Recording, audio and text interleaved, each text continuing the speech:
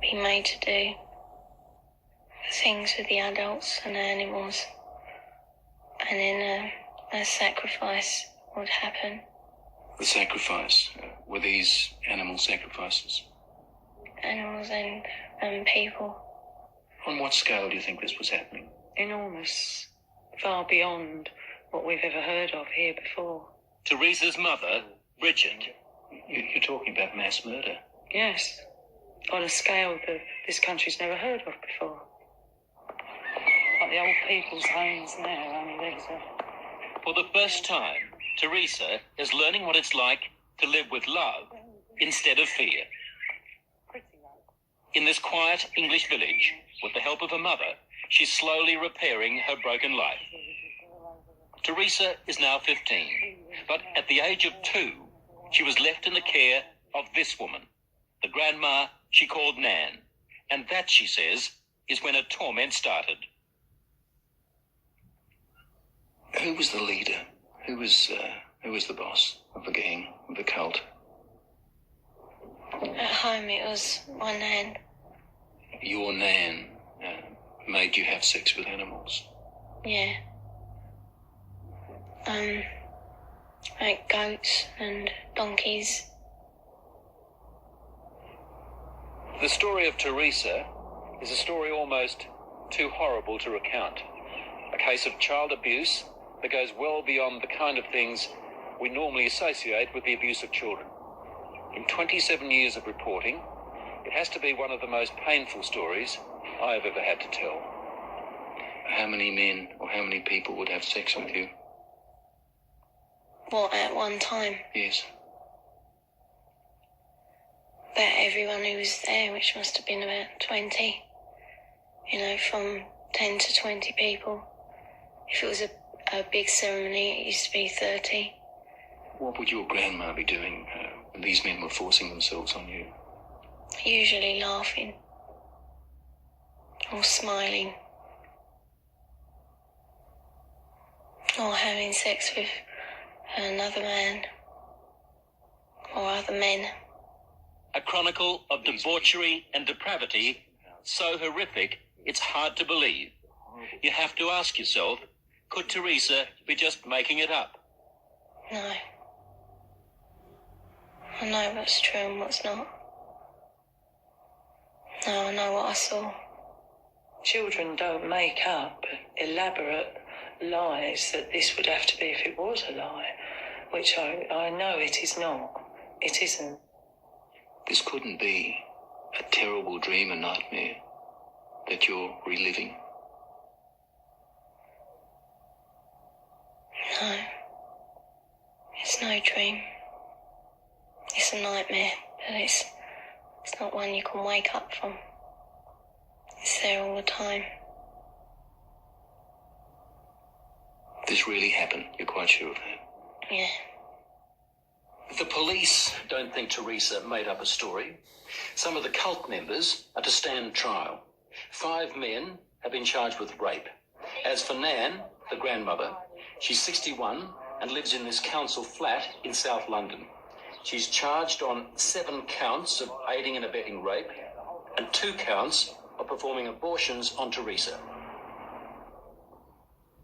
If you're finding this hard to believe, so did I at first. But then there are the medical reports, evidence of sustained sexual abuse. And there's this, a statement prepared for 60 Minutes by Teresa's psychiatrist. It says, in my opinion, Teresa's account is not the product of a psychotic illness, nor the figment of a fertile imagination. I believe her to be telling the truth. I know what's true and what's not. We also took Teresa's story to this man, therapist Ray Wire. He reads a transcript of our interview and listens to her voice. It's no dream.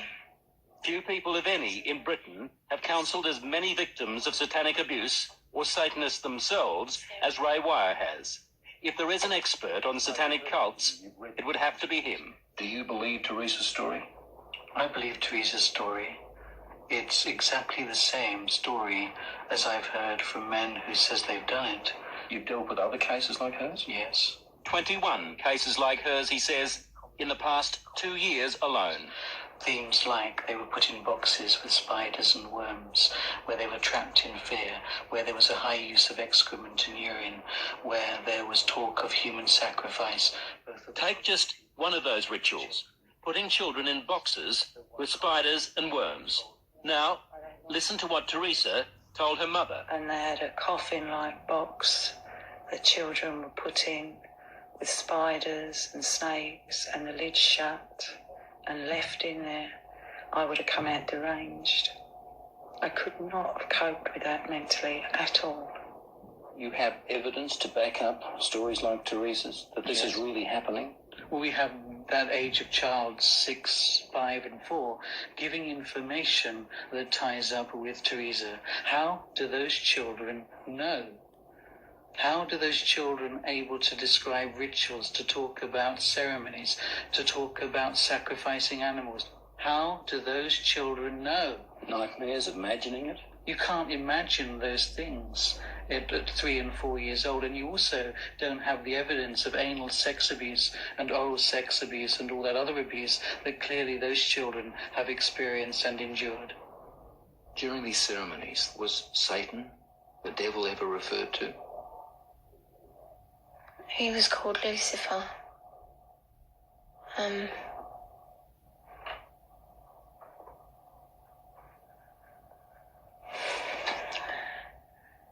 What did they say about the devil, about Lucifer? That killing the people made him happy. Sacrifices to please the devil. To talk about. According to Teresa, the worst rituals took place at a house somewhere in the country. It was big, expensive. From the front, it looked like a castle. It had a long drive and big double wooden doors. Do you think they were rich people then? Very rich.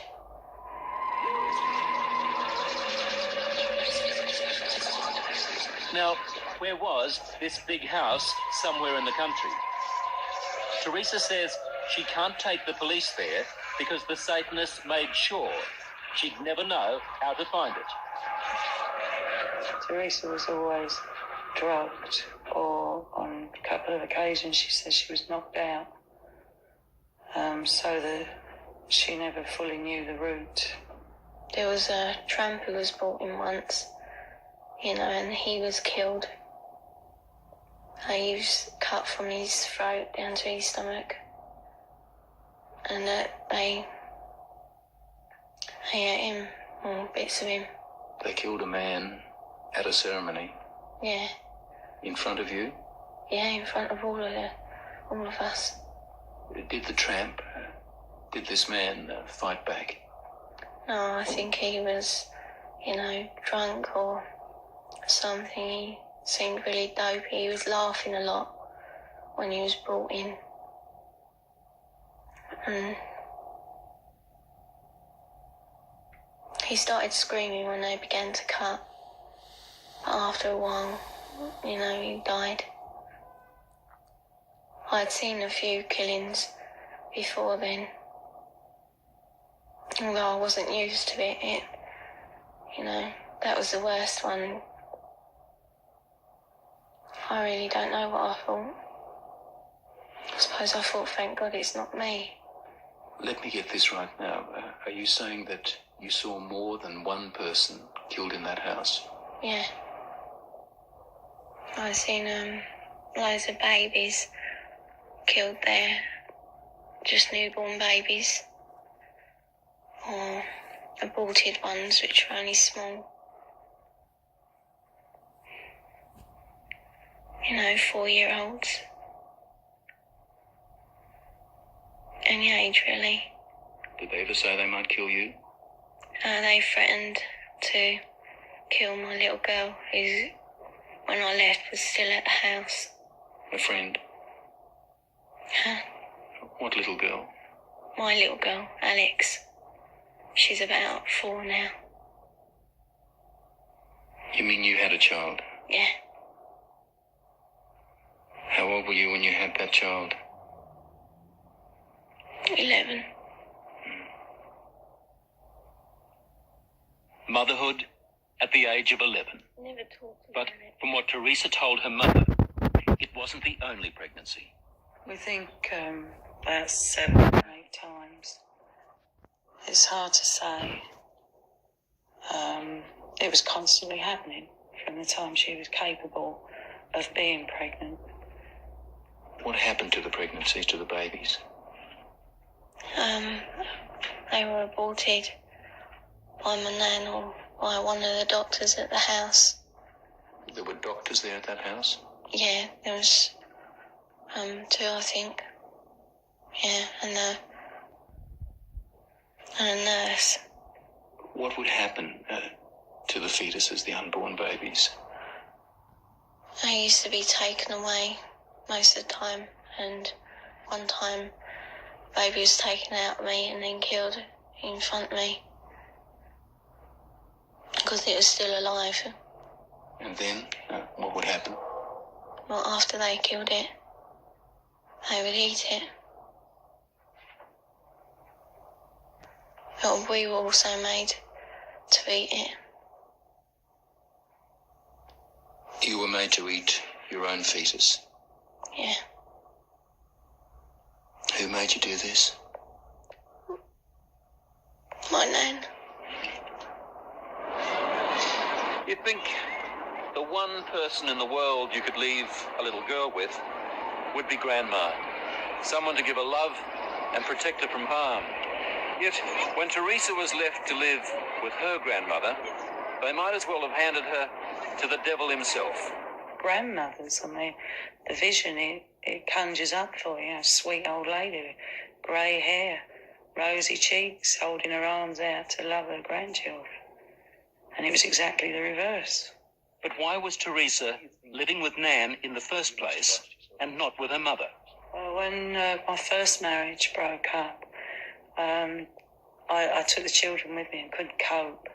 So I gave them to their father, who in turn moved to his mother's. To Nan's place? Yeah. When he left Nan's place, he left the children there. How do you feel now towards her grandmother and the other people who did all those things to your daughter? They disgust me.